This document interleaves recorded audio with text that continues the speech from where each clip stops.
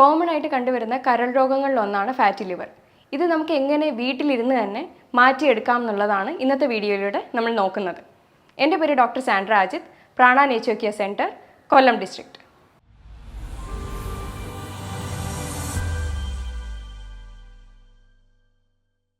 എന്താണ് fatty liver, അതായത് കരൾ വീക്കം എന്താണെന്നുള്ളത് നമുക്ക് നോക്കാം. കരളിൽ ഒരു പരിധിയിലപ്പുറം കൊഴുപ്പടിയുന്നതിനെയാണ് ഫാറ്റി ലിവർ എന്ന് പറയുന്നത്. ഇത് ആൺപെൺ വ്യത്യാസമില്ലാതെ, പ്രായപരിധി വ്യത്യാസമില്ലാതെ ഇപ്പോൾ എല്ലാവർക്കും കണ്ടുവരുന്ന ഒരു രോഗം കൂടിയാണ്. ഇത് മെയിനായിട്ട് 2 ടൈപ്പാണുള്ളത്. ഒന്ന് ആൽക്കഹോളിൻ്റെ ഉപയോഗം മൂലം ഉണ്ടാകുന്നത് ആൽക്കഹോളിക് ഫാറ്റി ലിവർ ഡിസീസ് എന്ന് പറയും. Non alcoholic fatty liver disease അല്ലാതുള്ള കാരണങ്ങൾ കൊണ്ടുണ്ടാകുന്നതാണ്. ഇതിൻ്റെ കാരണങ്ങൾ പലതാണ്. അതായത് ആൽക്കഹോളിൻ്റെ ഉപയോഗം മൂലം ഉണ്ടാകുന്നത്, സ്മോക്കിങ്ങിൻ്റെ ഉപയോഗം മൂലം ഉണ്ടാകുന്നത്, പിന്നെ അതേപോലെ പല ഹൈ ആയിട്ടുള്ള കാർബോഹൈഡ്രേറ്റ്സ്, ഫാറ്റ് കണ്ടൻറ്റ് അധികമായിട്ട് എടുക്കുന്നവരിലാണെങ്കിലും, അതേപോലെ റെഡ് മീറ്റിൻ്റെ ഉപയോഗം, അതായത് മട്ടൻ, പോർക്ക്, ബീഫ് പോലെയുള്ളവ ഒരുപാട് എടുക്കുന്നവരാണെങ്കിലും, ഹൈ ആയിട്ടുള്ള ഷുഗർ കണ്ടൻറ്റ് എടുക്കുന്നവരാണെങ്കിലും ഫാറ്റി ലിവർ ഡിസീസ് കണ്ടുവരുന്നുണ്ട്. പ്രധാനമായിട്ട് ബേക്കറി പലഹാരങ്ങൾ, പ്രിസർവ്ഡ് ഐറ്റംസ്, പാക്ഡ് ഐറ്റംസ്, അങ്ങനെയുള്ള ഭക്ഷണങ്ങൾ കൂടുതലായിട്ട് കഴിക്കുന്നവരിലാണ് ഇത് കാണുന്നത്. അതുമാത്രമല്ല HFCS എന്ന് പറയുന്ന ഒരു സിറപ്പ് അടങ്ങിയ ബേക്കറി ഐറ്റംസ് ഒക്കെ കഴിക്കുന്നവരിലും ഇത് കാണുന്നുണ്ട്. കുഞ്ഞുങ്ങളിൽ ഇത് കാണാൻ കാരണവും ഇതൊക്കെ തന്നെയാണ്. ചില മെഡിസിൻ്റെ അമിതമായിട്ടുള്ള ഉപയോഗം മൂലവും ഫാറ്റി ലിവർ ഡിസീസ് കണ്ടുവരുന്നുണ്ട്. അതായത് ഡോക്ടറിൻ്റെ പ്രിസ്ക്രിപ്ഷൻ ഇല്ലാതെ തന്നെ ഒരു കോഴ്സ് കംപ്ലീറ്റ് ചെയ്തിട്ട് പിന്നെയും പ്രിസ്ക്രിപ്ഷൻ ഇല്ലാണ്ട് തന്നെ പോയിട്ട് മരുന്ന് വാങ്ങി ഉപയോഗിക്കുന്നവരാണ് നമ്മളിൽ പലരും. അപ്പോൾ അങ്ങനെയുള്ളവർക്കും ഫാറ്റി ലിവർ ഡിസീസ് കണ്ടുവരുന്നുണ്ട്. അതേപോലെ ചില ന്യൂട്രിയൻ ഡെഫിഷ്യൻസീസ് ഉണ്ടായാൽ നമുക്ക് ഫാറ്റി ലിവർ ഡിസീസ് വരാൻ ഉള്ള ചാൻസ് കൂടുതലാണ്. അതായത് വൈറ്റമിൻ ബി കോംപ്ലക്സിലെ കോളിൻ എന്ന് പറയുന്ന ഒരു വൈറ്റമിൻ ഉണ്ട്. അപ്പോൾ ഇതിൻ്റെ ഡെഫിഷ്യൻസി ഉണ്ടെങ്കിലും ഫാറ്റി ലിവർ വരാനായിട്ടുള്ള കാരണമാണ്. അതുപോലെ തന്നെയാണ് സെഡൻറ്ററി ലൈഫ് സ്റ്റൈലിൽ ജീവിക്കുന്നവരാണ് നമ്മളിൽ പലരും. അപ്പോൾ അങ്ങനെയുള്ളവർക്കും വ്യായാമക്കുറവുള്ളവരിലുമാണ് ഇപ്പോൾ ഫാറ്റി ലിവർ കൂടുതലായിട്ടും കണ്ടുവരുന്നത്. ഇത് മറ്റ് പല ജീവിതശൈലി രോഗങ്ങളുടെ കൂടെയും ഫാറ്റി ലിവർ കണ്ടുവരുന്നുണ്ട്. അതായത് അമിതവണ്ണം, കുടവയറ്, ഡയബറ്റിക് ഉള്ളവർക്ക്, കൊളസ്ട്രോൾ, തൈറോയിഡ്, ഇങ്ങനെയുള്ള പ്രശ്നമുള്ളവർക്കും ഫാറ്റി ലിവർ ഇതിൻ്റെ കൂടെ തന്നെ കണ്ടുവരുന്നുണ്ട്. ഫാറ്റി ലിവറിൻ്റെ മെയിൻലി 4 സ്റ്റേജാണുള്ളത്. ആദ്യത്തെ 5% കൊഴുപ്പ് കരളിൽ അടിയുന്നത് സർവ്വസാധാരണമാണ്. അതിൽ കൂടുതൽ, അതായത് 5% കൂടുതൽ വരുമ്പോഴാണ്, അതായത് 8% വരുമ്പോഴാണ് സ്റ്റേജ് 1 മാറുന്നത്. സ്റ്റേജ് 2 മാറുന്നത് 8% നിന്നും 12% വരെയൊക്കെ ആകുമ്പോഴത്തേക്ക് സ്റ്റേജ് 2 മാറുന്നുണ്ട്. 12% മുതൽ 15 വരുമ്പോഴത്തേക്കാണ് സ്റ്റേജ് 3 മാറുന്നത്. ഇത് ഈ 3 സ്റ്റേജുകൾ നമുക്കത് റിവേഴ്സിബിളാണ്, നന്നായിട്ട് റിവേഴ്സിബിൾ ആവാൻ പറ്റുന്ന സ്റ്റേജുകളാണ് ഈ 3 വരുന്നത്. അപ്പം 4ാമത്തെ സ്റ്റേജ് എന്ന് പറയുന്നത് സിറോസിസിലേക്ക് ആണ് കടക്കുന്നത്. അതായത് 15% കൂടുതലായിട്ട് ഫാറ്റ് ഡെപ്പോസിറ്റ് ചെയ്യുമ്പോഴാണ് അത് സ്റ്റേജ് 4, അതായത് സിറോസിസ് എന്ന സ്റ്റേജിലേക്ക് പോകുന്നത്. ചിലപ്പോൾ അത് ക്യാൻസറിന് തന്നെ കാരണമായേക്കാം. ഇതിൻ്റെ ലക്ഷണങ്ങളെന്ന് പറഞ്ഞു കഴിഞ്ഞാൽ മറ്റുള്ള രോഗങ്ങൾക്കുള്ളതുപോലെ തന്നെ കോമൺ ആയിട്ടുള്ള കുറച്ച് കാര്യങ്ങൾ മാത്രമാണ് നമുക്കിതിനകത്ത് കാണാൻ കഴിയുന്നത്. കാരണം ഇത് ഫാറ്റി ലിവർ ഒന്ന് പ്രോഗ്രസ് ആയി കഴിഞ്ഞ് പോകെയാണ് ഈ ഉറക്കക്കുറവും ക്ഷീണവും തളർച്ചയൊക്കെ ഉണ്ടാകുന്നത്. പിന്നെ വയറിൻ്റെ വലത് ഭാഗത്ത് മുകളിലായിട്ടുള്ള ഒരു ഡിസ്കംഫർട്ട്നെസ് ഒക്കെയാണ് പ്രധാനമായിട്ട് ഇതിന് കാണുന്നത്. വയറിനകത്തുള്ള ബുദ്ധിമുട്ട് കാരണം യൂറിനായാലും മോഷനായാലും അതിൻ്റെ ഒരു വ്യത്യാസം, അതിനകത്തുണ്ടാകുന്ന ചേഞ്ചസും അതിനകത്തൂടെ കാണാൻ പറ്റും നമുക്ക്. അതൊക്കെയാണ് ലക്ഷണങ്ങളെന്ന് പറയുന്നത്. പിന്നെ സ്കിന്നിനകത്ത് തന്നെ പല ഡിസ്കളറേഷൻസും ഉണ്ടാവും. മുഖത്ത് നീര് കെട്ടുക, പിന്നെ കണ്ണിൻ്റെ 2 സൈഡിലുമായിട്ട് നിഴലിപ്പ് പോലെ വരിക, ഇതൊക്കെയാണ് നമ്മുടെ ഫാറ്റി ലിവറിന് വരുന്ന ലക്ഷണങ്ങൾ എന്ന് പറയുന്നത്. ഇതിങ്ങനെ എന്തെങ്കിലും ഉണ്ടെങ്കിൽ ഉറപ്പായിട്ട് ഒരു ഡോക്ടറിനെ കൺസൾട്ട് ചെയ്ത് അതിന് വേണ്ടുന്ന ഒരു ഡയഗ്നോസ്റ്റിക് മെത്തേഡ് ചെയ്യുന്നതായിരിക്കും ഏറ്റവും ബെറ്റർ ആയിട്ടുള്ളൊരു കാര്യം. ഇത് നമുക്ക് അറിയണമെങ്കിൽ നമുക്ക് ബ്ലഡ് ടെസ്റ്റ് ചെയ്ത് നോക്കാവുന്നതാണ്. ബ്ലഡ് ടെസ്റ്റിൽ ലിവർ ഫങ്ഷൻ ടെസ്റ്റിന് SGOT, SGPT വാല്യൂസ് നമുക്ക് നോക്കാവുന്നതാണ്. പിന്നെ ഒരു സ്കാൻ എടുക്കാം. സ്കാൻ എന്ന് പറയുമ്പോൾ അൾട്രാസൗണ്ട് സ്കാൻ വയറിൻ്റെയും പെൽവിസിൻ്റെയും കൂടി എടുത്തു കഴിഞ്ഞാൽ അതിനകത്ത് നമുക്ക് ഗ്രേഡും കാര്യങ്ങളൊക്കെ തിരിച്ചറിയാൻ പറ്റുന്നതായിരിക്കും. പിന്നെ നമുക്ക് ഫൈബ്രോ സ്കാൻ എടുക്കാം. റെയറായിട്ട് ബയോപ്സിയും ചെയ്യാറുണ്ട്. ചില ടൈം ഈ ലിവർ ഫങ്ഷൻ ടെസ്റ്റ് ചെയ്യുമ്പോൾ SGOT, SGPT വാല്യൂ നോർമലായിട്ട് കാണിക്കും. നമ്മുടെ സ്കാൻ എടുക്കുകയാണെങ്കിൽ അതിനകത്ത് ചിലപ്പോൾ ഗ്രേഡ് 1 അങ്ങനെയൊക്കെ ആയിരിക്കും കാണിക്കുന്നത്. അപ്പോൾ അങ്ങനെയുള്ള സ്റ്റേജുകളിൽ ഒരു ഫൈബ്രോ സ്കാൻ ചെയ്യുന്നത് വളരെ നല്ലതായിരിക്കും. നമുക്ക് ഗ്രേഡ് 3 വരെ ലിവറിനൊരു റീജനറേറ്റീവ് കപ്പാസിറ്റി ഉണ്ട്. അതായത് തന്നെത്താനെ സുഖപ്പെടുത്താൻ ഒരു കഴിവുള്ള ഒരു ഓർഗനാണ് ലിവർ എന്ന് പറയുന്നത്. അപ്പോൾ ഗ്രേഡ് 3 ഒക്കെ ആണെങ്കിൽ നമുക്കത് തിരിച്ച് നോർമൽ ലെവലിലേക്ക് കൊണ്ടുവരാനായിട്ട് കഴിയും. എന്നാൽ ഇത് ഫൈബ്രോസിസും കഴിഞ്ഞ് സിറോസിസ് എന്ന സ്റ്റേജിലേക്ക് പോയി കഴിഞ്ഞ് കഴിഞ്ഞാൽ അതിനേക്കാളും ബുദ്ധിമുട്ടുകളാണ് ഉണ്ടാകുന്നത്. പിന്നെ വയറ്റിൽ വെള്ളം കെട്ടുക, പിന്നെ രക്തം ഛർദ്ദിക്കുക എന്നുള്ള ഒരു ബുദ്ധിമുട്ടിലേക്കൊക്കെ പോവുകയാണ് ചെയ്യുന്നത്. അപ്പോൾ അതിൻ്റെയൊക്കെ ട്രീറ്റ്മെൻറ്റ് പ്രൊസീജിയർ എന്നൊക്കെ പറയുന്നത് കുറേ കഷ്ടപ്പാടുള്ളതാണ്. അപ്പോൾ അത്രയും വരെ പോകാതെ പെട്ടെന്ന് തന്നെ ഇത് കണ്ടുപിടിച്ച് ട്രീറ്റ് ചെയ്യാനാണ് നമ്മൾ ആദ്യം ശ്രദ്ധിക്കേണ്ടത്. ഇപ്പോൾ പലരും ഡോക്ടേഴ്സിൻ്റെ അടുത്തൊക്കെ പോയിട്ട് സംസാരിക്കാറുണ്ട്, ഇങ്ങനെ ഫാറ്റി ലിവർ ഉണ്ട്. അപ്പോൾ അവരും ചില ഡോക്ടേഴ്സ് തന്നെ പറയും ഓക്കെ അത് കുഴപ്പമില്ല അങ്ങനെ. അപ്പോൾ അവരും അത് നിസ്സാരമായിട്ട് എടുക്കും. ഓക്കെ എല്ലാവർക്കും ഉള്ളതല്ലേ, ഷുഗറും കൊളസ്ട്രോളും ഒക്കെ ഉള്ളതുപോലെ തന്നെ ഫാറ്റി ലിവറും പുതിയൊരു രോഗം കൂടെ എന്നുള്ള രീതിയിൽ മാത്രമാണ് കാണുന്നത്. എന്നാൽ ശരിക്കും ഇത് അങ്ങനെ വിടാൻ പാടില്ലാത്ത ഒരു അസുഖം കൂടിയാണ്. ഇതിൻ്റെ മാനേജ്മെൻറ്റ്, ഇതിനെ എങ്ങനെ മാനേജ് ചെയ്യാം എന്ന് നോക്കുന്നത് നമ്മൾ ചെയ്യുന്നതെന്ന് വെച്ച് കഴിഞ്ഞാൽ ആദ്യം ചെയ്യുന്നത് ഡയറ്ററി ചേഞ്ചസ് വരുത്തുക എന്നുള്ളതാണ്. ഡയറ്ററി ചേഞ്ചസിൽ തന്നെ കുറച്ച് ഭക്ഷണങ്ങൾ ഒഴിവാക്കേണ്ടതായിട്ടും വരും, കുറച്ച് ഇൻക്ലൂഡ് ചെയ്യേണ്ടതായിട്ടും വരും.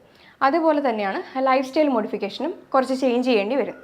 ഡയറ്ററി മോഡിഫിക്കേഷനിൽ തന്നെ നമ്മൾ അധികമായിട്ട് എടുക്കുന്ന കാർബോഹൈഡ്രേറ്റ്, ഫാറ്റ്, പിന്നെ ഷുഗർ കണ്ടന്റിൽ തന്നെ bakery items, preserved item, packed items, പിന്നെ പ്രോസസ്ഡ് ഐറ്റംസ്, അതിനകത്ത് തന്നെ HFCS അടങ്ങിയ ഹൈ ഫ്രക്ടോസ് കോൺ സിറപ്പ് അടങ്ങിയ അമിതമായിട്ട് വരുന്ന ഭക്ഷണങ്ങളൊക്കെ ഒഴിവാക്കിയിട്ട് അവിടെ നമുക്ക് പ്രീബയോട്ടിക്, പ്രോബയോട്ടിക്, ഫൈബർ റിച്ച് ആയിട്ടുള്ള ഡയറ്റ് കൊണ്ടുവരാം.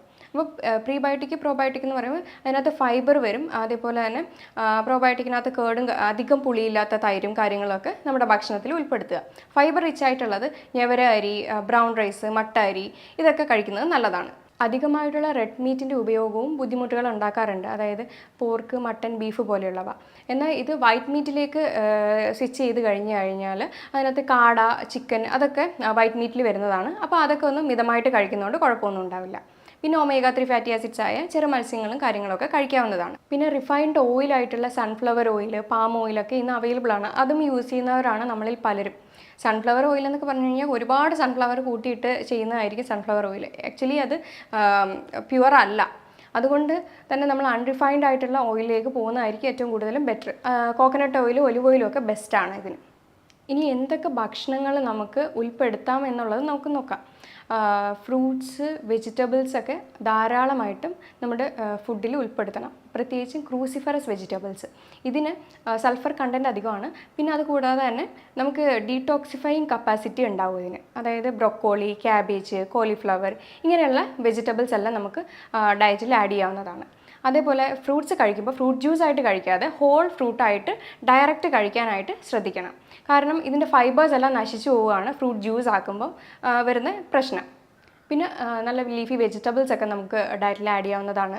അതേപോലെ തന്നെ ഒമേഗ 3 ഫാറ്റി ആസിഡ്സ്, പിന്നെ കുറച്ച് നട്ട്സ്, സീഡ്സ് ഒക്കെ മിതമായിട്ട് കഴിച്ചു കഴിഞ്ഞാൽ നമ്മുടെ ഈ കൊളിൻ ഡെഫിഷ്യൻസി എന്തെങ്കിലും ഉണ്ടെങ്കിൽ അതൊന്ന് കോപ്പപ്പായി കിട്ടും. കൊളിൻ ഡെഫിഷ്യൻസി വന്നു കഴിഞ്ഞാൽ ഫാറ്റി ലിവർ വരാമെന്ന് ഞാൻ പറഞ്ഞായിരുന്നു. കിഴങ്ങ് വർഗ്ഗങ്ങളൊക്കെ കുറച്ചൊന്ന് അവോയ്ഡ് ചെയ്യുന്നത് നല്ലതായിരിക്കും. കാരണം ഇതിനകത്ത് കാർബോഹൈഡ്രേറ്റിൻ്റെ കണ്ടൻറ്റ് അധികമാണ്. ഇനി നമുക്ക് ലൈഫ് സ്റ്റൈലിൽ വരുത്തേണ്ട മോഡിഫിക്കേഷൻസ് എന്തൊക്കെയാണെന്ന് നോക്കാം.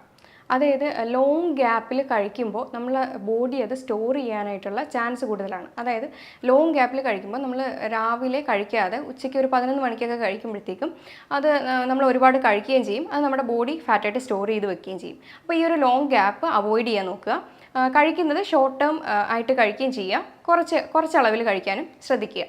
എന്നിട്ട് ഒരു 11 മണിക്കും 4 മണിക്കും ചെറിയ ഫ്രൂട്ട് സാലഡോ അല്ലെങ്കിൽ വെജിറ്റബിൾ സാലഡോ ഒക്കെ കഴിക്കുന്നത് വളരെ നല്ലതാണ്.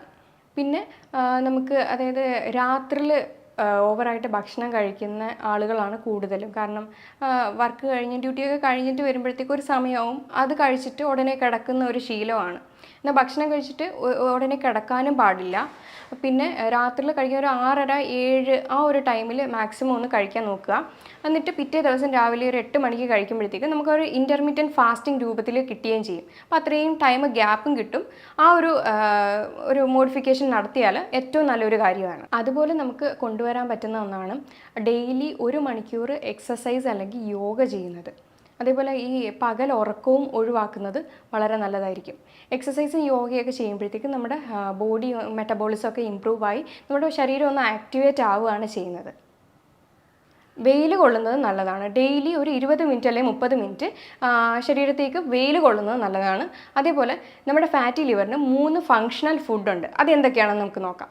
ആദ്യത്തേത് കോഫിയാണ്. കോഫി എന്ന് പറഞ്ഞു കഴിഞ്ഞാൽ പാലും പഞ്ചസാരയും ഇടാതെ ഡെയിലി ഒരു 3 കപ്പ് വരെ ഓക്കെയാണ്. ബ്ലാക്ക് കോഫിയാണ് ഏറ്റവും നല്ലതായിട്ടുള്ളത്. ഇപ്പോഴത്തെ പഠനം പറയുന്നുണ്ട് ബ്ലാക്ക് കോഫിയുടെ ഉപയോഗം ഫാറ്റി ലിവറിനെ കുറയ്ക്കാനായിട്ട് സഹായിക്കുമെന്ന്. അതേപോലെ ഒരു വൈറ്റമിനാണ് വൈറ്റമിൻ ഇ. നല്ലതാണ്. ഇത് കൂടുതലും നട്ട്സിലും സീഡ്സിലും ഒക്കെയാണ്, പക്ഷേ അത് ലിമിറ്റഡ് എമൗണ്ടിൽ എടുക്കുന്നതായിരിക്കും ഉചിതം. പിന്നെ വൈറ്റമിൻ സി ആണ്. ഒരു ഗ്ലാസ് വാം വാട്ടറിൽ 1/2 ലൈമ് പിഴിഞ്ഞൊഴിച്ച് കുടിക്കുകയാണെങ്കിൽ അതും നല്ലൊരു റെമഡിയാണ്. അത് വൈറ്റമിൻ സി റിച്ച് ആണ്. അത് ആൻറ്റി ഓക്സിഡൻ്റ് ആയിട്ട് ആക്ട് ചെയ്യുന്ന ഒന്നാണ്. ഇനി കുറച്ച് ഹോം റെമഡീസ് നമുക്ക് നോക്കാം. ഫാറ്റി ലിവറിന് നമുക്കൊന്ന് സപ്പോർട്ട് ചെയ്ത് അതിനെ ഒന്ന് റെഡ്യൂസ് ചെയ്യാൻ ഈ ഹോം റെമഡീസും കൂടെ ചെയ്ത് കഴിഞ്ഞാൽ നല്ലൊരു റിസൾട്ട് ഉണ്ടാവും. ആദ്യത്തേത് ഇരട്ടിമധുരമാണ്. ഇരട്ടിമധുരം എഷ്ടിമധു എന്ന് ആയുർവേദത്തിൽ പറയും. ലിക്വറൈസ് പൗഡർ എന്ന് അറിയപ്പെടും. അപ്പോൾ ഇത് ഒരു മരത്തിൻ്റെ വേരാണ്. അപ്പോൾ ഇതിൻ്റെ നീര് ചതച്ചെടുത്തതിന് ശേഷം, അല്ലെങ്കിൽ ഇത് പൗഡർ ഫോമിലും അവൈലബിൾ ആണ്, അതൊരു ടീസ്പൂണോ എടുത്തിട്ട് നമ്മുടെ വീട്ടിൽ തന്നെ പൊടിച്ച മഞ്ഞൾപ്പൊടി കുറച്ചൊരു നുള്ളിൽ എടുത്തതിന് ശേഷം ഇത് നല്ല വെള്ളത്തിൽ തിളപ്പിച്ചിട്ട് അത് ഇടനേരത്തിൽ രാവിലെ 11 മണിക്കോ അല്ലെങ്കിൽ വൈകിട്ട് 4 മണിക്കോ ആയിട്ട് ഇത് കഴിക്കാവുന്നതാണ്. ആപ്പിൾ സിഡർ വിനെഗർ അര സ്പൂൺ എടുത്തതിന് ശേഷം അതൊരു ഗ്ലാസ് വെള്ളത്തിൽ നന്നായിട്ട് കലർത്തി അത് ഇടനേരത്തിൽ കഴിക്കുന്നത് നല്ലതാണ്.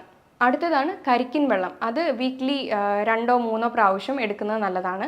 അതേപോലെ തേനും മഞ്ഞൾപ്പൊടിയും കൂടെ കുറച്ച് മിക്സ് ചെയ്ത് ഡെയിലി ബേസിസിൽ കഴിക്കുന്നത് നല്ലതാണ്. ഒരിക്കലും ഒരു ഹോം റെമഡിയോ എന്തോ ആയിക്കോട്ടെ അത് കണ്ടിന്യൂസ് കുറേ നാളത്തേക്ക് എടുക്കാൻ പാടില്ല. ഒരു 10 ദിവസം എടുക്കുക, ഗ്യാപ്പ് വിടുക, പിന്നെ ആവശ്യമെങ്കിൽ മാത്രം 10 ദിവസം എടുക്കുക. അങ്ങനെ വേണം ചെയ്യാനായിട്ട്. ഇനി ഒരു ഡ്രിങ്കാണ്.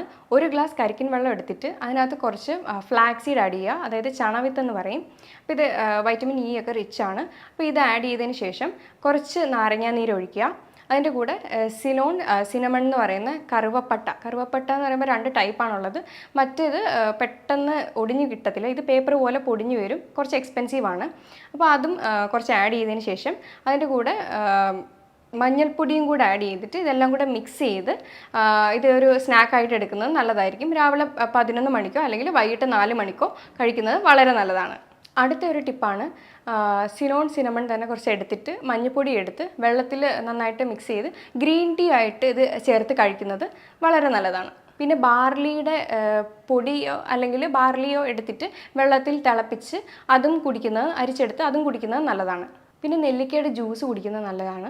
നെല്ലിക്ക 2 എടുത്തിട്ട് കുറച്ച് വെള്ളത്തിൽ മഞ്ഞൾപ്പൊടിയും ഉപ്പും കറിവേപ്പിലയും കൂടി ഇട്ട് നന്നായിട്ട് ജ്യൂസ് അടിച്ചിട്ട് അത് കുടിക്കുന്നത് നല്ലതാണ്. ലാസ്റ്റ് ഒരു ടിപ്പും കൂടെ പറയാം. 1 ഗ്ലാസ് മോരെടുക്കുക, അതിനകത്ത് കുറച്ച് ഇന്ദുപ്പ്, കറിവേപ്പില, കുറച്ച് മഞ്ഞൾപ്പൊടിയും കൂടെ ആഡ് ചെയ്തിട്ട് ഇതും ഇടനേരത്തിൽ കഴിക്കുന്നത് വളരെ നല്ലതാണ്. അപ്പോൾ ഇത്രയൊക്കെ ചെയ്ത് കഴിഞ്ഞാൽ തന്നെ ഒരുവിധമുള്ള ഫാറ്റി ലിവറൊക്കെ നമുക്ക് വീട്ടിൽ നിന്ന് തന്നെ മാറ്റിയെടുക്കാവുന്നതാണ്. പിന്നെ ഒരു 21 ദിവസത്തെ ഡീറ്റോക്സ് പ്രോഗ്രാമിലേക്ക് വന്നു കഴിഞ്ഞാൽ നമ്മൾ നന്നായിട്ട് ബോഡിയെല്ലാം ഡീറ്റോക്സ് ചെയ്ത് നല്ല മെറ്റബോളിസമൊക്കെ ഇമ്പ്രൂവ് ആയി ഒരു 3 മാസം കൊണ്ടൊക്കെ തന്നെ ഒരു ഗ്രേഡ് 2 ആയാലും 3 ആയാലും നമുക്ക് അത്യാവശ്യം പെട്ടെന്ന് തന്നെ പഴയ സ്റ്റേജിലേക്ക് കൊണ്ടുവരാൻ പറ്റുന്ന ഒരു രോഗമാണ് ഫാറ്റി ലിവർ എന്ന് പറയുന്നത്. ഈ പറഞ്ഞ കാര്യങ്ങളിൽ എന്തെങ്കിലും ഡൗട്ടോ കാര്യങ്ങളോ ഉണ്ടെങ്കിൽ താഴെ തന്നിരിക്കുന്ന നമ്പറിലേക്ക് കോൺടാക്റ്റ് ചെയ്യാവുന്നതാണ്. ഇനി അടുത്തൊരു വീഡിയോയുമായി കാണുന്നവരെ താങ്ക് യു.